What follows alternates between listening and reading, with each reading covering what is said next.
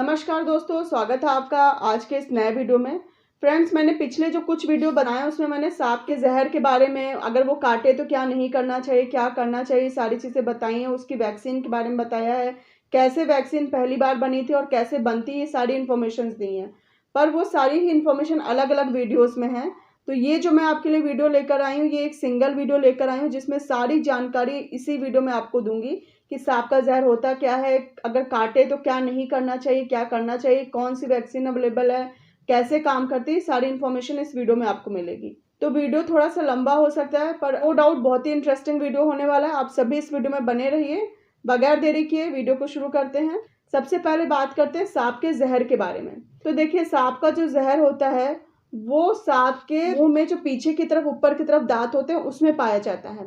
जैसा मैंने लास्ट की वीडियोस में बताया है कि जो वेनम ग्लैंड होती है वो ऊपर की ही दांतों में पीछे की तरफ अवेलेबल होती है।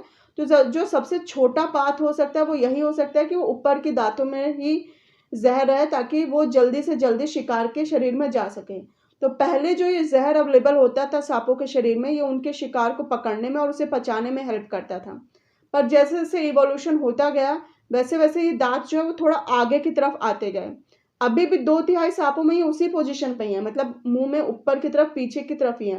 पर कुछ स्पीसीज हैं जिसमें ये आगे की तरफ आने लगे और शुरुआत में एक स्मूथ दांत के रूप में बस खाली मुंह से लटके रहते थे और जो जहर होता था वो इस दांत के ऊपर से टपकता रहता था।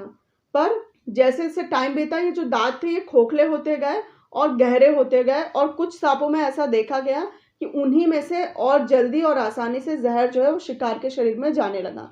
हालांकि ये बहुत ही कम सांपों में है। अगर बात करें तो 1/7 सांप में ही इस तरीके के दांत पाए जाते हैं, पर ऑस्ट्रेलिया में तो इस तरीके के सांपों की भरमार है। तो ये तो हुआ सांप के जहर के बारे में। और अगर आपको डिटेल में बताऊं तो ये जो सांप का जहर होता है ये कुछ नहीं, बस उसका स्लाइवा ही होता है जिसमें 90% वाटर होता है, और जो बचा हुआ पार्ट होता है उसमें एंजाइम्स और प्रोटीन्स पाए जाते हैं। जितने भी सांप पाए जाते हैं उसमें से 30% सांप ही जहरीले होते हैं। जैसे कोबरा को लोग कहते हैं कि बहुत ही जहरीला होता है। कोबरा का जो एक बार का बाइट होता है 13,000 चूहों की डेथ हो सकती है, इतना जहरीला होता है वो। और अगर ह्यूमन बींग्स की बात करें तो इस तरीके की कोई भी रिसर्च ह्यूमन बींग्स के लिए तो नहीं हुई है, पर फिर भी एक बार का बाइट 4 ह्यूमंस को मारने के लिए उसका काफ़ी होता है। अगर सबसे जहरीले सांप की बात करें तो मिडिल ऑस्ट्रेलिया में पाया जाने वाला इनलैंड ताइपन जो होता है वो सबसे जहरीला सांप माना जाता है, जिसके काटने से 5 लाख चूहों तक की डेथ हो सकती है। और ह्यूमन बींग्स में बात करें तो एक बार के बाइट से 100 से ऊपर ह्यूमन बींग्स की डेथ इसकी एक बाइट से हो सकती है। हालांकि ये साइज में कंपेरेटिवली छोटे होते हैं, पर ये बहुत ही फुर्तीले और जहरीले होते हैं। सांप का जो जहर होता है उसकी एक ड्रॉप भी अगर ब्लड में चली जाए तो वो ब्लड को बहुत ज़्यादा गाढ़ा बना देती है, बिल्कुल दही के तरीके से, जिससे वो हमारी बॉडी में प्रॉपर रूप से जो है फ्लो नहीं कर पाता है और इंसान की उसकी वजह से डेथ हो जाती है। मतलब कई तरीकों से ये जहर काम करता है बॉडी में जा करके। अगर मोटी मोटी बात करें तो 4 तरीके होते हैं जिस तरीके से सांप का जहर हमारे शरीर में जाता है और वर्क करता है। पहला तो न्यूरोटॉक्सिक, दूसरा हीमोटॉक्सिक, तीसरा साइटोटॉक्सिक और चौथा मायोटॉक्सिक। न्यूरोटॉक्सिक यानी कि वो ब्रेन में जाता है और वहाँ पर जा करके जो न्यूरोट्रांसमीटर्स, न्यूरॉन्स होती हैं उनको इफेक्ट करता है और उसकी वजह से किसी की भी डेथ हो सकती है। और हीमोटॉक्सिक जो होता है वो ब्लड में जाता है और धीरे धीरे प्लेटलेट्स को ख़त्म कर देता है। प्लेटलेट्स के ख़त्म होने की वजह से इंटरनल ब्लीडिंग हो जाती है, घाव भर नहीं पाते हैं और इंसान की मृत्यु हो जाती है। तीसरा जो होता है वो साइटोटॉक्सिक होता है, उसमें सेल्स और टिश्यूज़ को हार्म करते हैं। इनके जो वेनम में एंजाइम्स पाए जाते हैं वो एंजाइम्स लोकल सेल्स को पहले ख़त्म करते हैं और फिर ब्लड में जा करके बाकी ऑर्गन्स के सेल्स को ख़त्म कर देते हैं। और जो मायोटॉक्सिक होते हैं वो मसल्स को इफेक्ट करते हैं और धीरे धीरे पैरालिसिस हो जाता है, और पैरालिसिस के बाद इंसान की डेथ भी हो सकती है।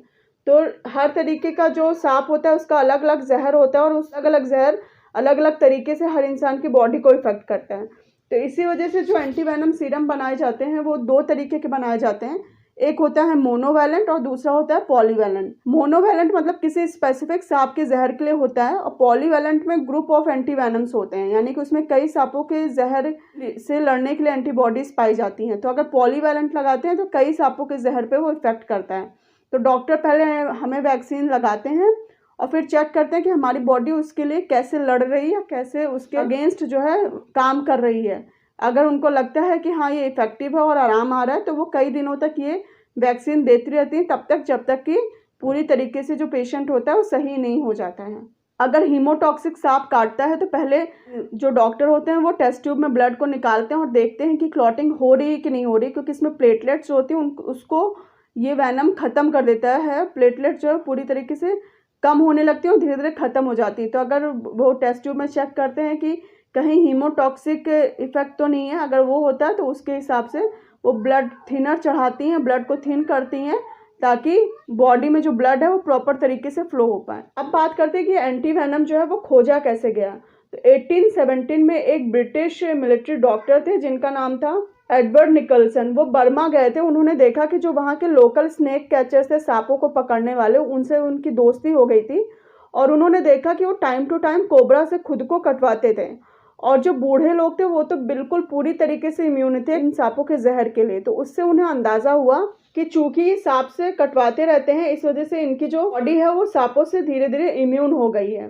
धीरे धीरे समय गुजरता गया और 20 साल बाद एक फ्रेंच मेडिकल रिसर्चर थे जिनका नाम था एल्बर्ट क्लेमेट। ये साइगॉन में गए थे वहाँ के लोकल रेजिडेंट्स को चिकन पॉक्स की वैक्सीन देने के लिए। वहाँ उनको पता चला कि कोबरा की वजह से बहुत सारी डेथ्स हो रही हैं। तो इनके दिमाग में ये आया कि अगर पॉक्स या अदर जो बीमारियाँ हैं उनकी अगर वैक्सीन हो सकती है तो कोबरा या सांप के काटने की वैक्सीन क्यों नहीं हो सकती है। ये सोचकर वो पेरिस जब वापस गए तो अपने जो उनका एक पालतू खरगोश था उसको उन्होंने कोबरा का जो वैनम था वो थोड़ा थोड़ा करके देना शुरू किया। शुरुआत में उन्होंने सिर्फ 0.03 mg दिया और वीकली बेसिस पे वो इसको बढ़ाते गए। 8 महीने बाद हुआ ये कि उनका खरगोश जो है 35 mg अगर वैनम दे दिया जाता था तो वो उसके लिए भी इम्यून हो चुका था, वो बिल्कुल पूरी तरीके से सेफ रहता था। तो इससे उनको ये पता चला कि अगर किसी के शरीर में वैनम दिया जाए तो एंटीबॉडीज़ जो है डेवलप हो जाएंगी और वो एंटीबॉडीज़ किसी ह्यूमन बीइंग में दी जाएं तो उससे उसकी बॉडी जो है वो इम्यून हो जाएगी सांप के जहर के लिए। पर किसी के लिए भी ये पॉसिबल नहीं था कि वो इतने तरीके के सांप होते हैं तो वो इतने तरीके की वैक्सीन लगवाएं। तो उन्होंने ये निष्कर्ष निकाला कि वैक्सीन पहले लगाने से के बजाय ये अच्छा होगा कि अगर किसी को सांप काट ले तो उसके शरीर में वो वैक्सीन डाली जाए। ये सोच कर के जो उनका वैक्सीनेटेड खरगोश था वो एंटीबॉडीज़ दूसरे खरगोश में डाल दी और उसके बाद जब उन्होंने सांप का जहर उस खरगोश को दिया तो वो खरगोश पूरी तरीके से सेफ था।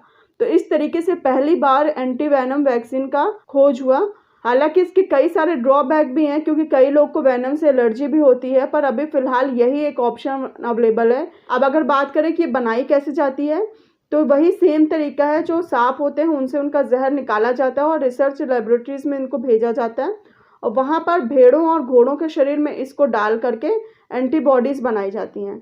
8 महीने तक लगातार थोड़ी थोड़ी जो डोज होती है वो इंटरवेनसली जो है घोड़ों के और भेड़ों के शरीर में दिया जाता है और जब एंटीबॉडीज़ बन जाती है तो उनके शरीर से ब्लड को निकाल लिया जाता है और उससे प्लाज्मा को अलग कर लिया जाता है और फिर ब्लड को वापस से उनकी बॉडी में डाल देते हैं और प्लाज्मा से सीरम एक्सट्रैक्ट करके एंटीबॉडीज़ बना करके उस वैक्सीन को फ्रिज में रेफ्रिजरेट करके रखा जाता है।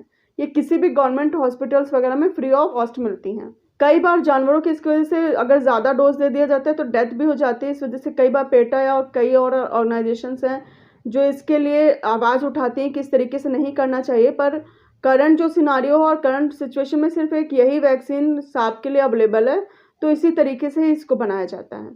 अब बात करते हैं कि अगर सांप काट ले तो क्या नहीं करना चाहिए।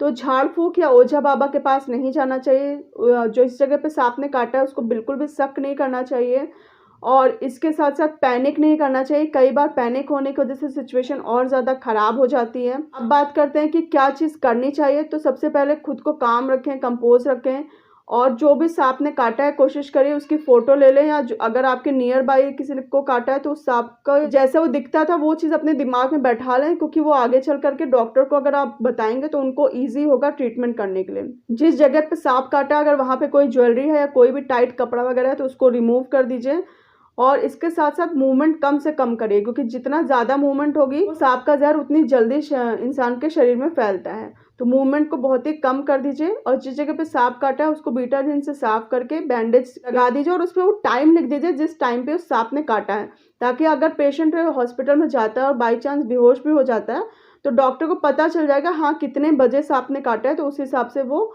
उसका इलाज कर पाएंगे। और एक बात, जिस जगह पे सांप काटता है कभी भी उसको कपड़े से बांधना नहीं चाहिए। कई लोग उसको बांध देते हैं कि उनको लगता है कि ब्लड के जरिए सांप का जहर जो है वो बाकी पार्ट में नहीं जाएगा, तो ऐसा बिल्कुल नहीं करना चाहिए क्योंकि बांधने की वजह से सिचुएशन और ख़राब हो जाती है। सांप का जो जहर होता है वो शुरू में ब्लड में नहीं होता है, वो लिम्फेटिक सिस्टम में ही होता है। बाद में आगे चल करके वो ब्लड में जाता है, तो कपड़ा बांधने वगैरह से कोई फर्क नहीं पड़ेगा इसकी वजह से, बल्कि वहाँ पे टाइट हो जाता है, रेडनेस आ जाती है, सूजन आ जाती है, कई बार तो स्किन फट भी सकती है। तो ये सब बिल्कुल नहीं करना चाहिए। इसके बजाय बगैर देरी किए तुरंत के तुरंत पेशेंट को डॉक्टर के पास ले जाना चाहिए। तो आई होप आपको क्लियर हो गया होगा कि क्या चीज़ें हमें ध्यान रखनी चाहिए, क्या होता है सांप का जहर, कैसे इसकी वैक्सीन बनी थी और कैसे बनाई जाती है। अगर आपको वीडियो में दी गई जानकारी अच्छी लगी हो तो आप इस वीडियो को लाइक करिए, चैनल को सब्सक्राइब करिए। आप सभी अपना ध्यान रखिए, मिलते हैं नेक्स्ट वीडियो में। Bye bye and take care.